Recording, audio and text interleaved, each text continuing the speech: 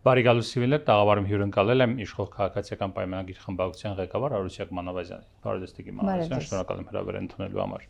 Եվ այսպես պարլամենտը ազգային ժողովը մոտավորապես 2 շաբաթից ավել սկսել է աշխատանքը եւ այժմ քննարկվում է հանձնաժողովի ղեկավարներից մի մասին, արդեն մշտական հանձնաժողովների ղեկավարների մի մասին ընտրել է ազգային ժողովի падգամավորները, մյուս մասը, որը հիմնականում Դոնթի բանաձևով պատկանում է ընդդիմությանը, դեռևս պետք է ընտրեն, որովհետեւ առաջին փուլով չընտրվեցին հատկապես ուժեղ Հայաստանի ներկայացուցիչները եւ հիմնական քննադատությունը այս պահին, որ ուղղվում է քաղաքացիական պայմանագրին, հետեւյալն է, հատկապես նրանց կողմից, ովքեր օրինակ եվրոպական վեկտրի կողմնակից են եւ ջատագով են Հայաստանում, թե ինչպես կարելի էր զիջել այդ կարևորագույն հանձնաժողով եվրոպական ինտեգրման հարցերի հանձնաժողովը ընդդիմությանը, հաշվի առնելով, որ մի կողմից դա համարվում է կարևոր օրակարգ իշխանության կողմից եւ մյուս կողմից ինքը այդքան էլ չի կարևորվում ընդդիմության կողմից, նկատի ունեմ վերջնական ինտեգրումը եւ անդամակցությունը եվրոպական միությանը։ Ինչու ձեր առաջնահերթությունների մեջ ամենաառաջնահերթը դա չէր։ Շնորհակալ եմ։ Ես սկսեմ նախ սկզբից, որ այո, մեր նիստերը դեռ շարունակվում են եւ կշարունակվեն նաեւ մի շաբաթվա մինչեւ վերջ կամ ավելին, որովհետեւ շատ մանրամասը քննարկումներ ենք ունենում ընդդիմության հետ բոլոր հարցերի շուրջ, կուտակված քարոզարշավից եկած տարբեր թեմաների շուրջ եւ ընտրությունը ինչպես է տեղի ունեցել։ Ես ուզում եմ իսկապես խոսենք այդ մասին, ինչպես է մեր քաղաքական թիմի կողմից կարևորվել է բոլոր հանձնաժողովները։ Իսկապես բոլոր հանձնաժողովները մեր քաղաքական օրակարգում ունեն կարևոր տեղ, այսինքն դա հարց է առաջանում առողջապահությունը, աշխատանքի եւ բարեկեցության հանձնաժողով բոլորը կարևոր են մեր ծրագրից բխող, նաեւ կառավարության ծրագրից բխող բոլոր ծրագրերով պայմանավորված, այսինքն առաջնահերթություն ենք տալիս։ Եվ Դոնթի բանաձևով բնականաբար վերցնելու ժամանակ յուրաքանչյուր երրորդ վերցնել ընդդիմությունը ինքը շատ անկանխատեսելի բնականաբար կանխատեսում էր կվերցնեն եվրասիականը, բայց վերցեցին եվրոպական ինտեգրման հանձնաժողովը։ Իսկ դուք կանխատեսում եք, որ եվրասիականը կվերցնեն։ Կանխատեսելի էր դա, բոլորի կողմից էր նաև կանխատեսելի, բայց այնուամենայնիվ ես ուզում եմ հիշեցնել, որ դրանով որևէ բան պայմանավորված չի։ Այսինքն իրենք վերցրել են դա ինչ որ մեսեջ կամ ինչ որ մի բան ցույց տալով, բոլոր դեպքերում մենք բոլոր հանձնաժողովներում քաղաքացիական պայմանագիր խմբակցությունը ունի մեծամասնություն եւ մենք մեր քաղաքական թիմով տանելու ենք նույն աշխատանքը, ինչ աշխատանք որ տարել ենք նախորդ գումարման ազգային ժողովում, այսինքն որևէ արտառոց իրավիճակ կամ լիազորությունների շրջանակում չի լինելու այնպիսի բան, որը չի բխելու կառավարության ծրագրից եւ կառավարության վարած քաղաքականությունից։ Դա մեզ համար եղել է եւ մնում է առաջնահերթություն։ Չեք կարծում, որ օրինակ ընդդիմություն տվյալ դեպքում ուժեղ Հայաստանը, որ իսկապես եւ դրա մասին պարզ ասում է, որ իրենց համար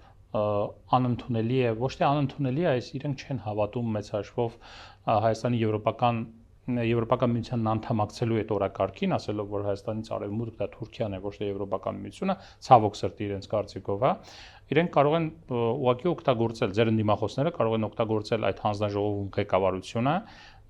ինչ որ առումով խոչընդոտելու համար տվյալ օրակարգի իրականացումը։ Իրենք առանց հանձնաժողովի նախագահ լինելով հանձնաժողովի անդամ կարող են օգտվել այդ նույն լիազորություններից եւ առաջ տանեն իրենց օրակարգը։ Մենք լսեցինք իրենց տեխնացուին եւ չընտրեցինք իրենց տեխնացուին, հաշվի առնելով շատ հնչող կարծիքներ, ելույթներ, հարցերի պատասխաններ եւ չընտրեցինք։ Եւ այս մասն էլ եմ ուզում խոսել, որ այսօր ազգային ժողովում խոսվում էր, որ մենք բոյկոտում ենք կամ չեմ սաբոտաժ ենք անում, նման բան գոյություն չունի, որովհետեւ մենք ընտրել ենք Արամ Վարդավանյանին։ Եվ այս համատեքստում մենք անձի հետ խնդիր ունենք, անձի խոսույթի, անցած քաղաքական ճանապարհի եւ այս է խնդիրը եւ այո, մենք հիմա լսում ենք իրենց նոր առաջադրած տեխնացուին եւ լսելու արդյունքում կունենանք որոշում, բայց տեխնացուները բնականաբար տարբեր են եւ տեխնացությունները, այսինքն այդ առաջադրումները տարբեր մարդիկ են եւ հաշվի են առնում նաեւ այն հետագիծը, որ իրենք ունեցել են նախկինում։ Հիմա ունեք արդեն ֆրակցիան որոշում, որ քանի որ նաեւ հնչում է այս պահին, այս օրերին կոչ ազգային ժողովին, որ արագ անցեք այս կազմակերպչական process-ները եւ օրակարգային հարցերը քննարկեք, արդյոք ունեք արդեն որոշում, որ այս երկրորդ этаպով ուժեղ Հայաստանի ներկայացրած բոլոր տեխնացուներին կարող է ընտրեք եւ առաջ եւ փակեք այս էջը։ Կոչը չգիտեմ ում կողմից է հնչում, բայց իրենք ընդդիմությունը ամբողջությամբ իրենց խմբակցության ղեկավարը երեք հայտարարեց, որ իրենք երևի բավարար չափով չեն ներկայացրել իրենց տեխնացուներին եւ հիմա ամբողջ խմբակցություն եւ հարցերի համար է գրանցվում եւ ելույթների համար։ Եվ իրենք արհեստական երկարացնում են process-ը, որովհետեւ չեմ պատկերացնում, որ իրենց առաջադրած տեխնացուն մեզ համար շատ կարեւոր է ով է լինելու, որովհետեւ մենք տալիս ենք հանձնաժողով, ճիշտ է, որքան էլ մեր անդամները, այսինքն խմբակցություն ներգրավվածությունը այդ հանձնաժողովում մեծ է, բայց կարևորը ով է լինելու հանձնաժողովի նախագահը իր անցած անձով պայմանավորված նորից եմ շեշտում, անձով պայմանավորված որևէ նման որոշում չկա, դա իրենց պատկանող տեղն է եւ մենք պատրաստ ենք դա ընտրել, բայց նաեւ կարեւորը որ դա ընտրություն է, մենք պետք է ընտրենք, դա չենք կարող մեխանիկորել որոշել, որ դա իրանց տեղն է ու ուզում են նշանակեն, եկեք տանք իրենց հանձնաժողովը, այդպես չի լինում, իրենք նույն սկզբունքով այդ դեպքում իրենք ընդհանրապես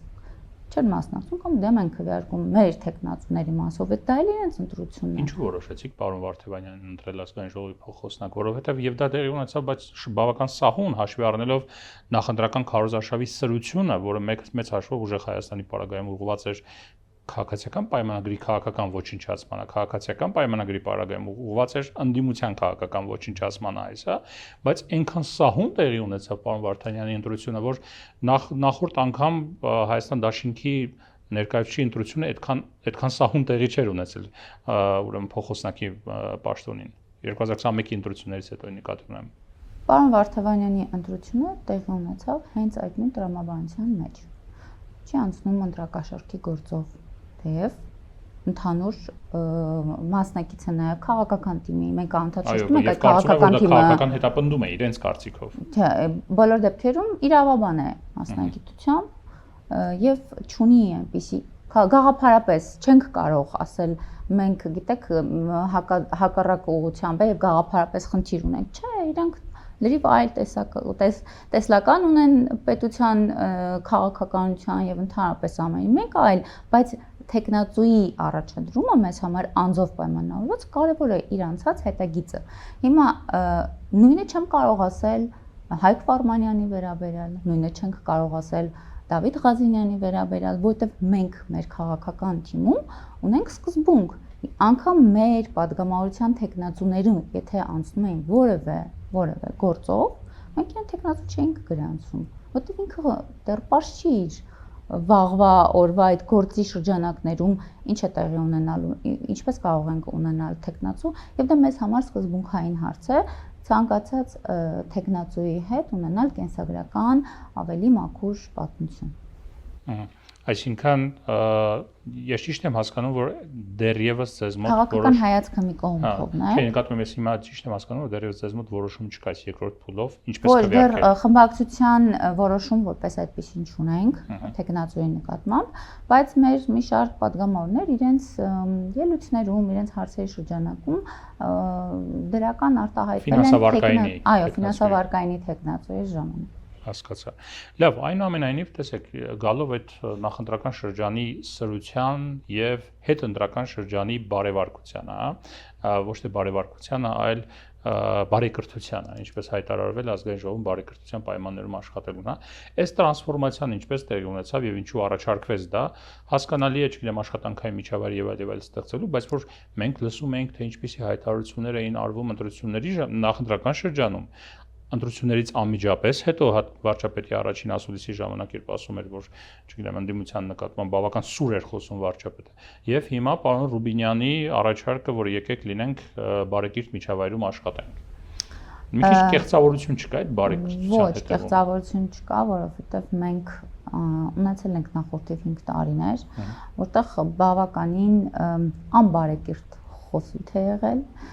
ընդդիմության կողմից պահվածքն է տգեղ եղել եւ դա ազգային ժողովում նոր մշակույթ, նոր կուլտուրա ոնց ինչպես կարող եմ դիմադրել, բայց մենք պետք է այդ դահլիճում ցույց տանք աշխատանք։ Դինի բովանդակային քննարկումները, մոտեցումները, սուր քաղաքական, սուր այսինքն ընդդիմության եւ մեր կողմից որը սահմանափակում խոսույթի, սրության եւ հայտարարությունների եւ ելույթների մեջ չկա, բայց դա պետք է չանցնել բարեկրթության սահմանը։ Մենք ունենք նաեւ ստեղծել ենք էթիկայի հանձնաժողով, կուսակցությունում ունենք նաեւ կանոնագիրք էթիկայի եւ մենք պետք է խստագույնս պահպանենք մեր կանոնագիրքը կուսակցական շրջանում ազգային ժողովում էթիկայի հանձնաժողովը կզբաղվի նաեւ պատգամավորների նման դրսևորումներով եւ ես սա շատ կարեւորում եմ, սա նոր որակ կտա ազգային ժողովը նայելու եւ այն ինչ որ մենք կտանք, կարծում եմ բովանդակությունը կլինի եւ ոչ թե եւ ամենակարևորը որ ընդդիմությունը դա ընդունում է եւ պահում է այդ նորմերը այնքան որքան կարողանում է պահել, թեև երկու կողմերն էլ փորձում են երբեք չանցնել այդ սահմանը բոլորով, մի քիչ Հայաստան դաշինքն է նեղվում այդ process-ից, բայց իրենք քանի որ քիչ են չեն կարողանում, որովհետեւ սա դրան վիճակ։ Լավ, այնուամենայնիվ տեսեք, մի սուր իրավիճակ տեղ ունեցավ Վահագն Ալեքսանյանի մասնակցությամբ վերջերս դրանից հետո հնչեցին ուժեղ Հայաստան լքեց դահլիճը, հնչեցին սուր արտահայտություններ, հայտարարություններ, բայց հաջորդ օրը առավոտ ավելի խաղաղասիրական էին հայտարարությունները։ Երեկոյան ինչ տեղի ունեցավ, որ մի փոքր վերանայվեցին այսպես մոտեցումները։ Ես չեմ կարող ասել ինչ տեղը, այսինքն պարոն Ալեքսանյան ինքը որոշեց, որ պետք չի շարունակել եւ ընթաց տալ, եղել է պոստկոմ ինչ որ իրավիճակն է, որտեղ տեղից հնչել են նման հայտարարություններ եւ տեղիք են տվել նման ձև վարվելու, բոլոր դեպքում երկու ուստեք եկան այդ հայտարարությանը։ Թերևս այսքան է, թե կարող եմ խոսել նաև ընդդիմության վերջի շրջանում, չգիտեմ, արվող հայտարարություններ, ես իսկապես չեմ պատկերացնում, ինչ եմ որոշել, որ պետք է անընդհատ խոսեն տնտեսական սահմանափակումներից, բյուջեի քննարկումների ժամանակ հնչող աբսուրդային մտքերից, ես իրենց քաղաքականությունը միայն այսօր ազգային ժողովում տանել տնտեսական գծով ամբողջ բանը եւ իրենք հետաքրքիրն է, որ բոլորը եկել են բիզնեսից ներկայացնում են ազգային ժողովում իրենց տեղերը։ Դա իրենց օրակարգի մի մասն են, ասում են, որ մենք գալիս ենք տնտեսությունը զարգացնելու, սոցիալական իրավիճակը բարելավելու, որովհետեւ տեսեք երեք իրենց տեխնացուին հնչում էին հարցեր, օրինակ պետական պարտքի մասին, չգիտեմ, հնարավոր բոլոր դեպքում փորձում էին ճնշել, որ ինքը ասի այո, այսօր պետական պարտքը շատ մեծ է եւ հնայի հետ հարաբերակցություն, բայց ինքը չէր կարողանում դա ասել եւ ասում այո, դուք ճիշտ եք, կառավարելի է, մինչեւ 50%-ի սահմաններում է, միջազգային վարկանիշային կազմակերպությունները տվել են այդ գնահատականը, որ այն կառավարելի է եւ շատ նորմալ է եւ տնտեսությունը զարգանում է։ Հասկանում եք, անգամ իրանց մեջ այդ համոզմունքը չկա, բայց իրենք պետք է այդ պոպուլիստական հայտարարությունները ամբիոնից անեն եւ բայց իմ մոտ ուրիշ բան է, ուրիշ հարց է առաջանում։ Հիմնականում իրենց անձնական նեղ բիզնեսը շահը սպասարկող հայտարարություններ են։ Այսօր խոսում են մենակ իրավաբանների, ասում են բանը, ՓՄԶ-ի հարկերը ավելացրել են 0% չի, խոսում են միայն իրավաբանների, փաստաբանների հարկման դաշտից, որտեղ բոլորը փաստաբան են այնտեղ նստած։ Եվ իրենք նեղվում են, որ այդ հարկային դաշտում իրենց հարկերը մի քիչ ավելացել են կամ չգիտեմ, փոխվել է հարկային դաշտը։ Չեն խոսում օրինակ հաշվապական հաշվառման, հաշվապաների վարող օրինակածներ։ Դուք այդ հարցով միակողմանի մոտեցումը կարծում եմ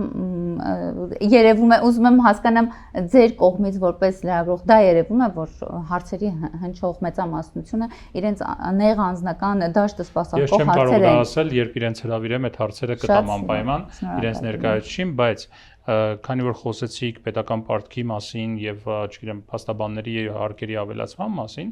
վարչապետը շատ է կարեւորում, որ ուրեմն դատական համակարգը իսկապես լինի հասանելի հանրության համար։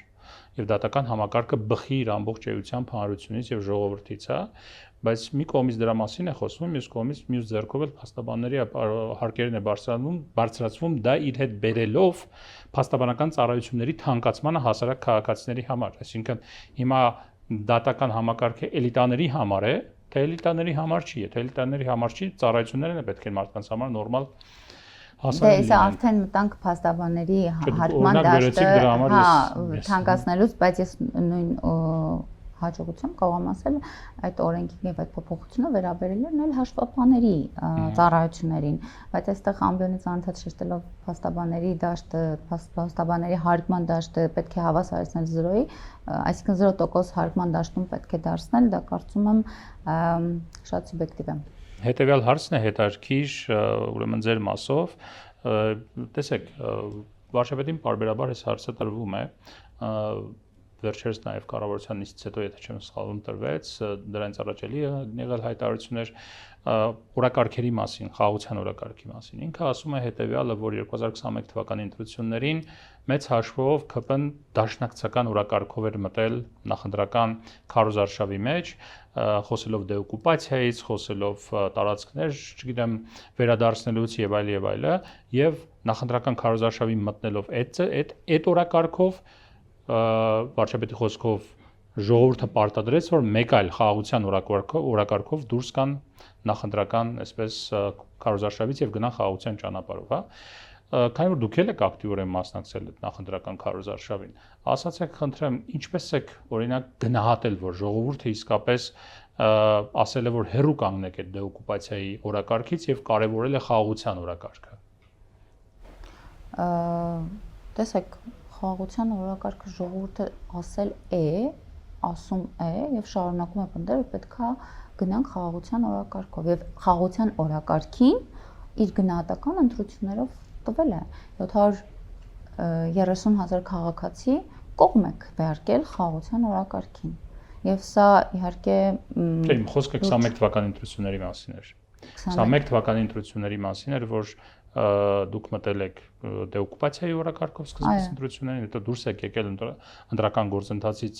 ընտրությունների ավարտով խաղաղության օրակարգով։ Հիմա ուզում եմ հասկանամ ինչպես եք որոշել, որ մարդիկ ավելի շատ պահանջում են խաղաղության օրակարգը, ոչ թե դեօկուպացիա, պահանջել են։ Որովհետև այդ շրջանում ունենալով, այսինքն 21-26 թվականներին բազմաթիվ հանդիպումներ, բազմաթիվ բախումներ, քաղաքական ծանր շրջաններ, ինչպես գիտեք, մենք եկել ենք այո հանգել ենք, որ պետք է խաղաղության օրակարգը լինի մեր առաջնահերթությունը եւ դա եղել է նաեւ հանրության պահանջը։ Հանրության պահանջը նաեւ ընթացքում մեր բազմաթիվ մարզային այցերի ժամանակ, նաեւ մեր արտաքին քաղաքականության օրակարգում է եղել այդ հարցը։ Մենք շատ ենք քննարկել եւ այո մեր օրակարգը եղել է գնալ խաղաղության օրակարգով։ Գիտեք, Տիգրան Մանուկյան, հետեւյալ հարցն է հնչում հանրության շրջանում շատ։ Ասում են 18 թվականին լրիվ այլ օրակարգ էր ձեր օրակարգը, 21 թվականին լրիվ այլ օրակարգ էր, 26 թվականի ընտրություններին ընդհանրապես այլ օրակարգ էր։ Պարզ է իրադարձություններ են տեղի ունեցել, դրանց ազդեցությունը չի կարելի նվազեցնել միանշանակ։ Բայց այնուամենայնիվ այնքան ձեր նաև հայտարարությունները հակասող են նախորդ հայտարարություններին Արցախի վերաբերյալ եւ այլ, հա, որ մարդկանց մոտ հարց է առաջանում։ Կարող է վաղնել ինչ որ իրադարձությունների ազդեցության տակ էլի փոխվեն ձեր դիրքորոշումները եւ հասկանանք այսօրվա դիրքորոշումները որքանով են կայուն եւ ստաբիլ եւ արդյոք վաղը չեն փոխվի դրանք։ Մենք ունենք իրական Հայաստանի հայեցակարգ, իրական Հայաստանի տեսլականը մեր մոտ ծրագրում դրված է իրական Հայաստան ունենալ տեսլականը եւ այդ օրակարգը մեզ տանում է այն ուղղությամբ, որ մենք Հայաստանի Հանրապետության սահմանները 29743 քառակուսի կիլոմետր ունենք, պահելու ենք կայուն, լինելու է անսասան եւ զարգացնելու ենք մեր տնտեսությունը, ունենալու ենք դիվերսիֆիկացիա բոլոր տարբեր ուղղություններով եւ միայն իշա Հայաստանի Հանրապետության տնտեսական զարգացման եւ քաղաքացիների այդ գծի չեղվելու։ Հետևյալ հարցը, որովհետեւ իրական Հայաստանի անվտանգությունն ապահովի, Դրա համար պետք է խաղաղություն եւ վերջնական խաղաղության պայմանագիր, խաղաղության կնքված խաղաղության պայմանագրի տեսքով, հա, որովհետեւ այդ դա տեղի ունենա, Հայաստանում պետք է անցկացվեն նաեւ ուրեմն սահմանադրական հանրաքվե եւ ընդունվի նոր սահմանադրություն։ Հայաստանի իշխանությունները ասում են դա իհարկե դուք ասում եք դա ներքին օրակարգով է պայմանավորված բացառապես Ադրբեջանը պնդում է այլ բան, բայց այնուամենայնիվ երկուսն էլ կարևորում են, որ նոր սահմանադրությունը լինի։ Իսկ որպեսզի նոր սահմանադրությունը լինի, պետք է այդ նոր սահմանադրությունը ստանա խորհրդարանի աջակցությունը, այսինքն խորհրդարանում պետք է այն հաստատում ստանա։ Իսկ խորհրդարանում դուք չունեք սահմանադրական մեծամասնություն։ Ինչպես եք դա անցկացնելու։ Նոր սահմանադրության վրա աշխատանքներ կան եւ շարունակվում են, այսինքն չունենք վերջնական տարբերակը, խորհրդարանում կանցկացնենք սահմանադրության տարբերակը, առաջիկայում աշխատանքները ցույց կտան ինչպես շատ տարբերակ առաջարկելու եք եւ սպասելու եք ընդդիմության արձագանքին, թե համակարծիք է եւ կարողանում է համաձայնության գանք եւ ընդունում է սահմանադրության փոփոխություն, ինչու ոչ։ Իրենք ասում են հետեւյալը, իրենք դա անվանում են Ալիևի սահմանադրություն եւ ասում են, որ ոչ մի ձև կողմ չեն քվեարկելու դրան։ Դա ասում է Հայաստան դաշինքը, նաեւ ասում է ուժեղ Հայաստանից այդպիսի կոշտ արձագանք չեմ լսել, բոլոր դեպքերում հիմնավորում պետք է լինի ինչպես են իրենց վերաբերում, ամեն ցանկացած քննարկման բաց ենք եւ կարող ենք ներկայացնել, ունենալ ընդհանուր որոշում։ Ես չեմ բացառում ոչ մի բան։ Որ ընդդիմությունից կլինի աջակցություն։ Որևէ բան չեմ բացառում։ Լավ, շնորհակալ եմ։ Ես շնորհակալ եմ։ Սիվիլենտ տաղավարում ես զրուցեցի Արուսյակ Մանավազյանի հետ։ Առողջ եղեք, կհանդիպենք։